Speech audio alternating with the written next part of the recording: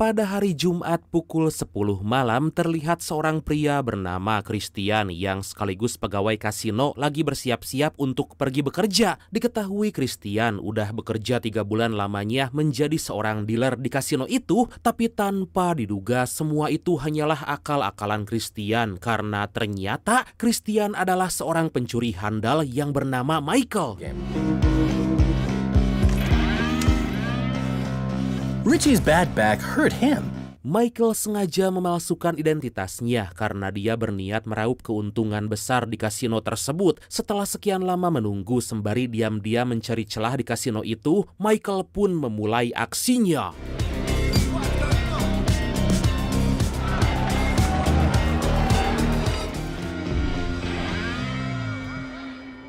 Dan inilah Beyond the Edge. Dengan berpenampilan layaknya seorang bintang rock dengan alat yang dia pasang, Michael sengaja membuat para petugas lengah. Saat itulah Michael segera memainkan permainan Miracle Crabs atau lempar dadu dengan magnet khusus yang telah dia pasang. Setelah memenangkan permainan dan mendapatkan uang senilai 60.000 euro atau sekitar 1 miliar rupiah lah, tampaknya itu hanyalah awal dari rencana Michael. Michael kembali melanjutkan aksinya di mana dia mencuri sebuah kartu VIP milik salah satu pengunjung. Will be invited to the VIP hall. That's what I need. Dengan menggunakan jas mewah milik orang lain, Michael kemudian menaiki lift khusus pegawai sembari menghitung waktu. Karena tanpa diduga, Michael sengaja agar dia berpapasan dengan seorang penjaga yang membawa gepokan uang kasino. Oh my God! Dikarenakan sebelumnya Michael telah memanipulasi sistem lift yang dia gunakan, saat lampu di lift itu padam, Michael diam-diam menukarkan semua uang kasino. Setelah itu Michael kembali melanjutkan aksinya untuk bermain poker di sebuah meja VIP.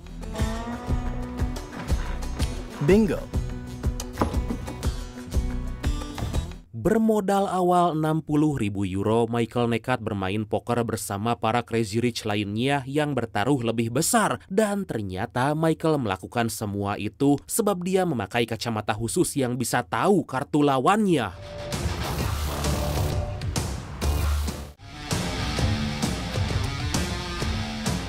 Permainan demi permainan pun Michael menangkan hingga Michael mendapat keuntungan yang sangat besar. Di tengah jalannya permainan, tiba-tiba datang seorang pria bernama Alex yang ikut dalam permainan. Dengan datangnya Alex, Michael mulai melancarkan aksinya kembali berniat meraup keuntungan yang lebih besar. Merasa pede dengan kartu yang dia pegang, Michael pun tanpa basa-basi langsung all in. Gak tanggung-tanggung, dia all in senilai 1,2 juta euro atau sekitar 21 miliar rupiah. Wow! All in. Melihat hal itu, meski chip yang dia punya lebih sedikit dari Michael, Alex juga ikut meng-all-in chips yang dia punya. Tampaknya aksi mereka berdua itu pun membuat salah satu Crazy Rich di sana panas dan ikut dalam permainan.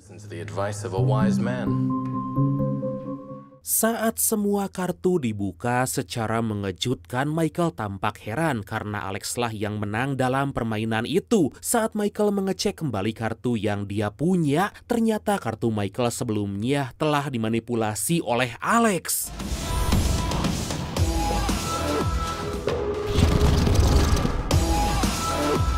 Mengetahui hal itu, Michael segera mengejar Alex untuk minta uangnya dikembalikan. Tapi seakan gak percaya, Michael lagi dan lagi dapat dikelabui oleh Alex. Alhasil atas tindakan Michael itulah dia dibawa ke hadapan si pemilik kasino yang bernama Victor. I am the owner of this casino. Pada kesempatan itu, Victor yang tahu bahwa Michael bermain licik minta semua uangnya agar dikembalikan. Michael yang tahu itu semua merupakan teknik dari Victor pun menjawab kalau Alex orang suruhan Victor lah yang telah mengambil semua uangnya. You're going to give me back all of that money. Victor sontak mengancam Alex agar mengembalikan semua uangnya senilai 5 juta euro atau sekitar 88 miliar rupiah. Hal itu Victor lakukan agar orang-orang seperti Michael kapok dan gak lagi bermain curang. Sebelum pergi, Victor pun memberi pesan agar Michael mengembalikan semua uang itu dalam 7 hari ke depan. Singkat cerita, untuk mencari jalan keluar atas masalah yang dia hadapi, Michael pergi ke suatu kasino yang letaknya sangat jauh dari keramaian. Kasino itu dimiliki oleh sahabat kecil Michael yang bernama Leo. Melihat sebuah jimat berbentuk mata angin yang sama persis seperti tato yang dimiliki Alex, Michael pun sontak menanyakan arti dari simbol itu pada Leo. Stay right here. Setelah bercerita panjang lebar kalau kartu Michael berhasil dimanipulasi oleh Alex, Leo pun berkata bahwa Alex bukanlah orang sembarangan. Menurut para peramal atau pratiksi sihir, ada beberapa orang yang terlahir dengan bakat tertentu. Orang-orang itu dapat memanipulasi pikiran seseorang dan seakan-akan mereka berada di suatu ruangan. Atas hal itulah Leo menyuruh Michael membaca buku yang dia bawa agar Michael bisa tahu bahwa benar-benar ada orang seperti itu. Di sisi lain, ternyata Alex bukanlah kaki tangan dari Victor, melainkan seorang pria yang juga punya kekuatan khusus bernama Gordon. Setelah mendapat uang senilai 5 juta euro yang dibawa Victor, Alex menunjukkan sebuah jimat seperti kompas atau tepatnya UFO yang bisa membawa orang normal keluar masuk dalam pikiran orang lain.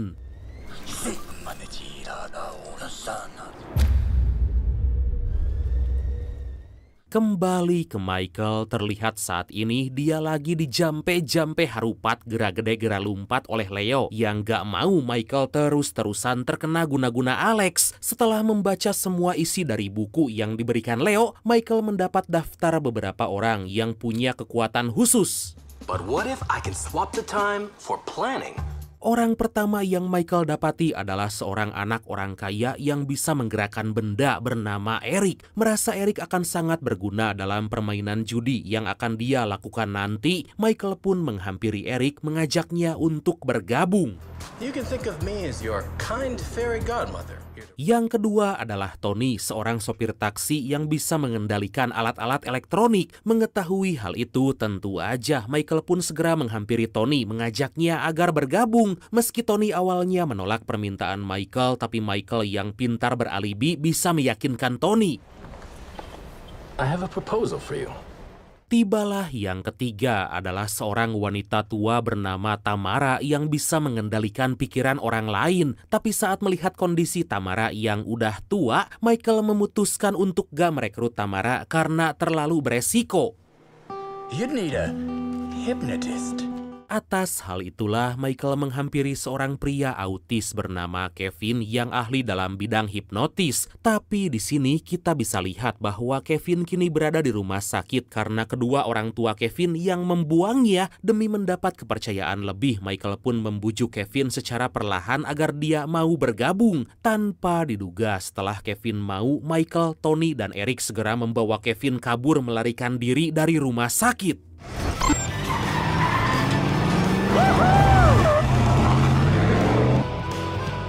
Singkat cerita, 5 hari tersisa terlihat Michael berhasil membawa Tony, Eric, dan Kevin ke hadapan Leo. Di hadapan mereka semua, Michael menjelaskan rencana yang akan mereka lakukan dan menyuruh Tony, Eric, dan Kevin agar bekerja sama. Craps. Some players take turns rolling the dice, while others... Untuk mengetes kemampuan mereka bertiga, Michael terlebih dulu mensimulasikan permainan lempar dadu agar digerakkan oleh Eric, agar dadu itu mendapat angka yang sama dengan apa yang dia pasang. Dan secara mengejutkan, dengan hanya 1 kali percobaan aja, Eric bisa melakukan semua itu.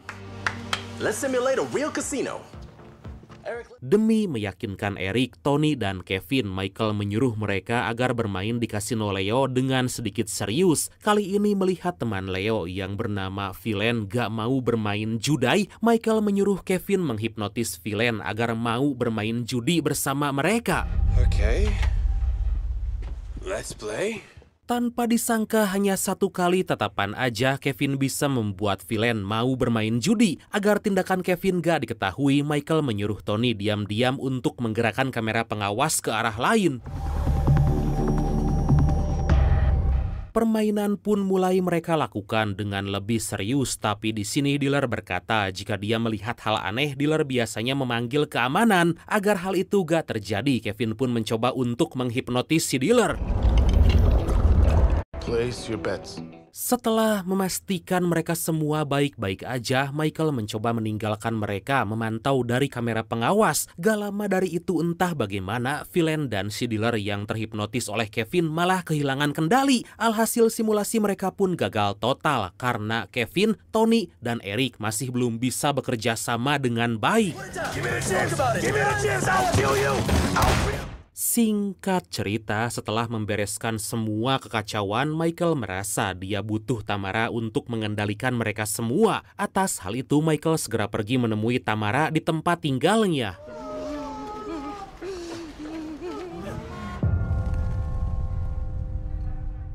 Setibanya di lokasi, ternyata Tamara saat itu baru aja tewas dan di tengah keramaian orang-orang yang akan pergi ke makam, Michael melihat seorang wanita bernama Veronica yang diminta oleh beberapa orang agar membantu. Merasa Veronica adalah cucu dari Tamara, Michael yang mendapati bahwa Veronica dikejar oleh beberapa orang pria mengambil handphone Veronica yang terjatuh dan mengikutinya.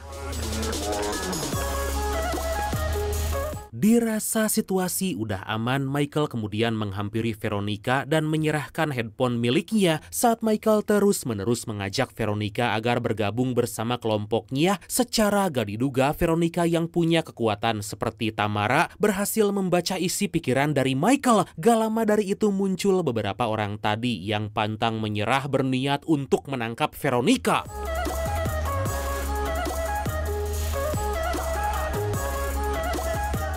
Setelah melakukan aksi pelarian yang cukup melelahkan, Michael yang pintar dapat mengeluarkan Veronica dari situasi itu. Sementara itu di waktu yang bersamaan, terlihat Gordon lagi berjalan-jalan di sekitaran acara pameran yang telah selesai. Seakan gak percaya saat Gordon ngobrol dengan seorang penjaga di sana, beberapa anak buah Gordon tiba-tiba muncul dan langsung melancarkan aksi.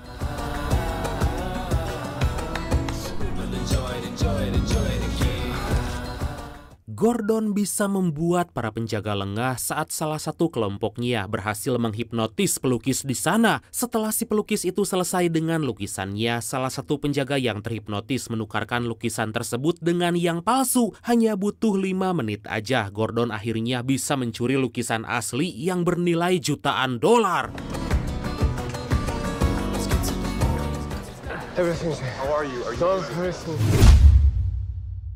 Beberapa waktu kemudian, Michael membawa Veronica bertemu dengan kelompoknya di sebuah taman. Karena banyaknya orang di sekitaran mereka, Michael meminta semua kelompoknya memasuki alam bawah sadar Veronica.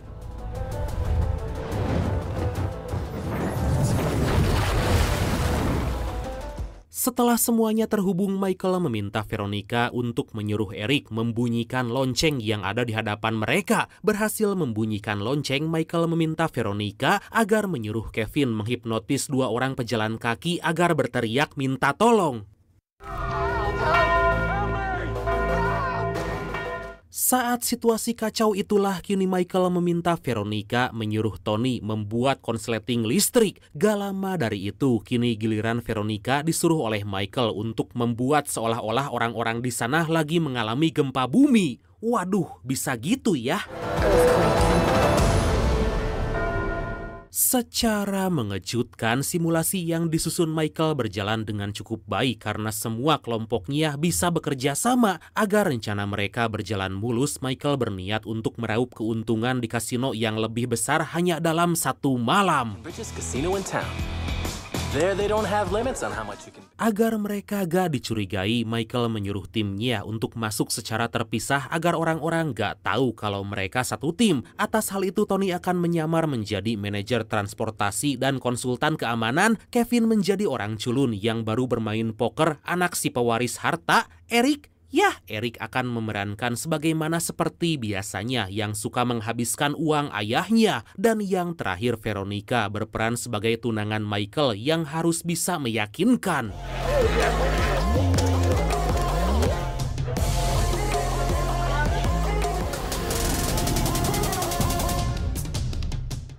Singkat cerita, malam itu juga Michael dan kelompoknya pergi ke kasino memulai aksi mereka masing-masing. Setelah terhubung dan saling terkoneksi satu sama lain di alam bawah sadar Veronica, Michael ikut join bermain taruhan roulette dengan Eric yang terlebih dulu duduk di meja taruhan. Dengan perintah yang diberikan melalui alam bawah sadar Veronica, Eric dan Tony bisa dengan mudah bekerja sama membuat Michael yang bertaruh angka dalam permainan roulette menang berturut-turut. Setelah mendapat keuntungan 512.000 euro atau sekitar 9 miliar rupiah, Michael dan Veronica ikut bermain bersama Kevin dalam permainan poker. Di situ lagi dan lagi atas kerjasama yang baik, Michael bisa dengan mudah memenangkan permainan. Woo! Let's rock, baby! Tanpa diduga, Eric dan Tony yang terbawa suasana malah memanfaatkan momen mencari keuntungan dari kemampuan mereka masing-masing. Meskipun sempat diperingati Michael dan Veronica, Tony dan Eric tetap kekeh memainkan permainan itu hingga security keamanan membawa mereka berdua. I said come with me. What's wrong? Hey, what's wrong? Hey, let me get my money. Hey! Beruntung berkat bantuan dari Kevin, Eric, dan Tony dibawa ke hadapan Michael. Dalam lift, Michael pun berterus terang jika mereka ingin keluar dalam keadaan selamat. Michael menyuruh mereka berdua menuruti perintahnya karena Michael gak mau pihak kasino tahu dengan tindakan kelompoknya.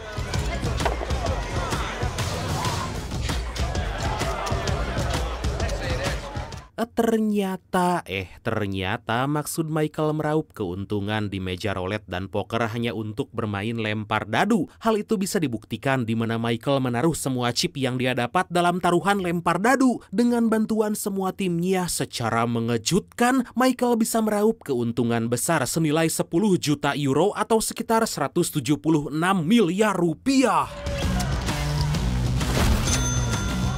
Dengan hasil kemenangan serta kerjasama yang baik, Michael, Kevin, Eric, Tony, dan Veronica pun keluar dari kasino tanpa dicurigai sedikit pun. Hingga di tepian pantai, Michael dan kelompoknya pun merayakan hari keberhasilan mereka.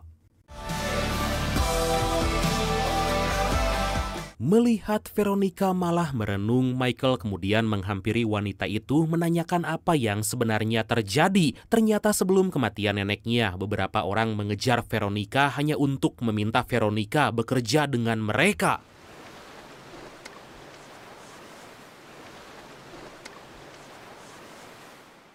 Sampai saat kematian sang nenek pun orang-orang itu gak peduli karena mereka hanya ingin Veronica mau bekerja sama. Di sini Veronica yang gak mau bekerja sama dengan mereka mencoba untuk kabur melarikan diri. Semenjak hadirnya Michael, kehidupan Veronica menjadi berwarna karena Michael bisa mencairkan suasana.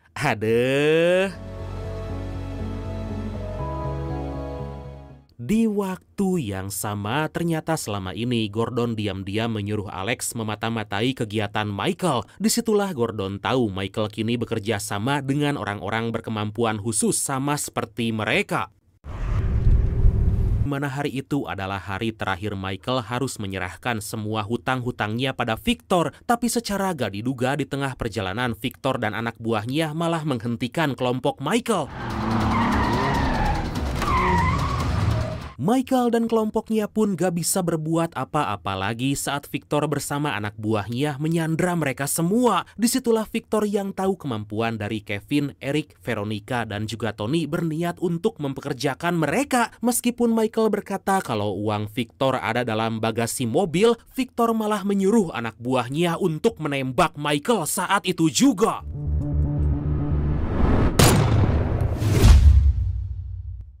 Sejak peristiwa itu, Tony, Kevin, Eric, dan Veronica tampak sangat bersedih karena gak bisa menyelamatkan Michael. Merasa bersalah dengan apa yang dialami Michael, Veronica nekat memanipulasi pikirannya sendiri.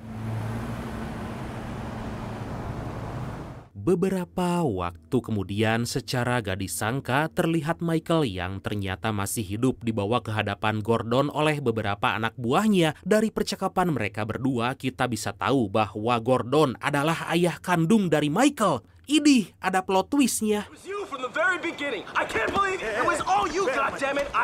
Tampak jelas Michael yang emosi memaki-maki ayahnya karena gara-gara Gordon, Michael kehilangan teman-temannya. Demi meredakan amarah anaknya itu, Gordon pun sejenak mengajak Michael untuk berbicara.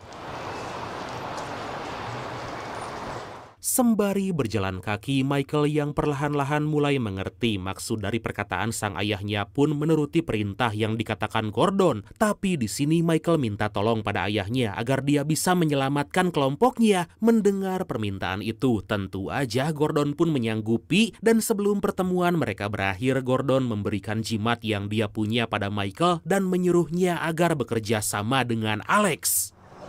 Father, but yeah, sure, this is also nice, thank you. You got 30 minutes for lunch. Keesokan harinya terlihat Eric, Kevin, dan Tony kini bekerja dengan Victor dan mereka terlihat sangat gak bersemangat. Lah padahal kan mereka sakti-sakti ya, kenapa enggak melawan gitulah. Hah, maklum film saat lagi membicarakan Veronica yang gak kunjung sadar dari komanya. Gak lama dari itu mereka bertiga dibuat kaget oleh kedatangan Michael yang menyamar sebagai tukang pembersih toilet. Di sana Michael yang belum bisa menjelaskan apa yang sebenarnya terjadi berkata bahwa dia akan membawa mereka untuk pergi. Dengan arahan yang diberikan Michael, Eric, Kevin, dan Tony langsung berkata pada Victor bahwa mereka gak mau lagi bekerja untuk Victor. Alhasil Victor yang mendengar hal itu pun menyuruh pengawalnya membawa mereka bertiga ke ruangan bawah tanah. Hands off. Ternyata Michael berhasil menyamar sebagai salah satu pengawal Victor yang membuatnya dapat dengan mudah membebaskan ketiga temannya. Mengetahui bahwa Veronica ada di ruangan lain, Michael kemudian memerintahkan Kevin untuk menghipnotis salah satu anak buah Victor. Setelah itu Kevin, Eric, dan Tony disuruh membuka berangkas karena Michael terlebih dulu akan membawa Veronica. Good luck. Setelah kepergian Michael, terlihat Eric sedikit kesulitan karena Tony hanya bisa mematikan beberapa laser aja. Demi menyelesaikan misi mereka, Eric harus mencari celah agar dia bisa melewati rintangan itu. Di waktu yang sama atas kecerdikannya itu, Michael berhasil membawa Veronica dengan mudah dan segera menghampiri ketiga temannya. Tapi sangat disayangkan, baru aja Eric mencoba membuka kunci berangkas, berangkas tersebut langsung membunyikan alarm karena Eric salah dengan kata sandinya. Guys, let me work. Mendengar hal itu, Victor sontak mengerahkan banyak sekali anak buahnya untuk menangkap kelompok Michael. Tapi sebelum mereka tertangkap, salah satu anak buah Victor yang terhipnotis berhasil mengulur waktu. Hal itu pun membuat Michael dan kelompoknya akhirnya bisa membuka berangkas dan bersembunyi dalam berangkas itu.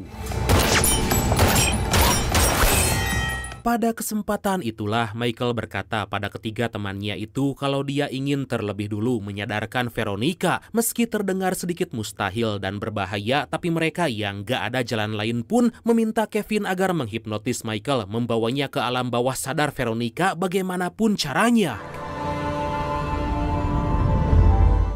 Secara mengejutkan, dengan kekuatan yang Kevin miliki, Michael berhasil masuk ke alam bawah sadar Veronica. Di sana Michael yang gak melihat adanya Veronica mencari ke berbagai ruangan hingga Michael tiba di suatu tempat yang dipenuhi banyak pintu.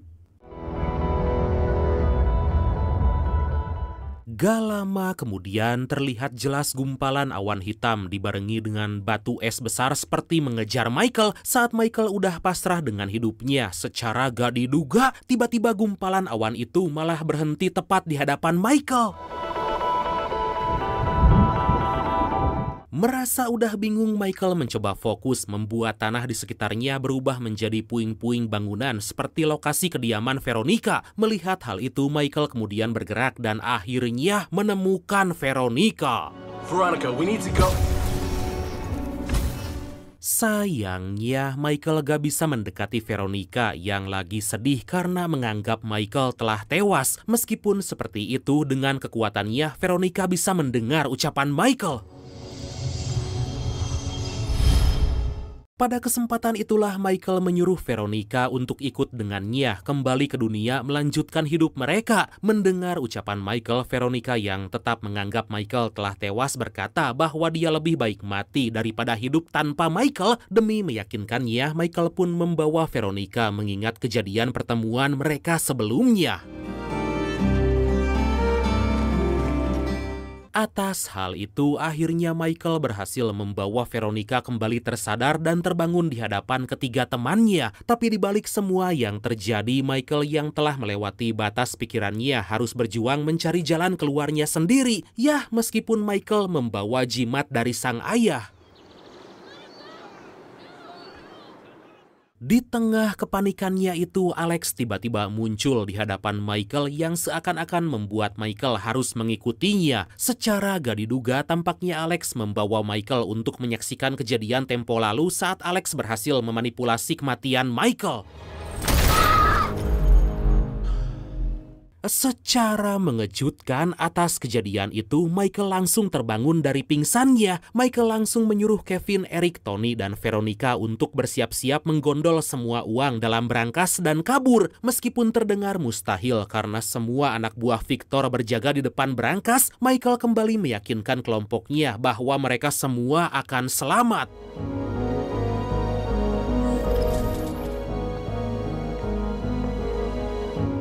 Akhirnya, atas bantuan Alex yang berhasil memanipulasi pikiran Victor dan kelompoknya, Michael, Tony, Kevin, Eric, dan Veronica bisa keluar dari berangkas tanpa kesulitan. Hal itu pun membuat Kevin dan Tony sedikit heran, kok bisa-bisanya mereka keluar dengan tenang?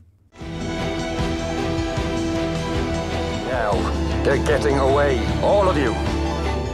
Singkat cerita, setibanya Michael dan kelompoknya di sebuah pesisir pantai, Michael menyerahkan semua uang yang mereka dapatkan pada Alex sebagai rasa terima kasih mereka. Melihat kemampuan dari kelompok Michael, Alex menyarankan mereka agar bergabung bersamanya ke dalam tim Gordon.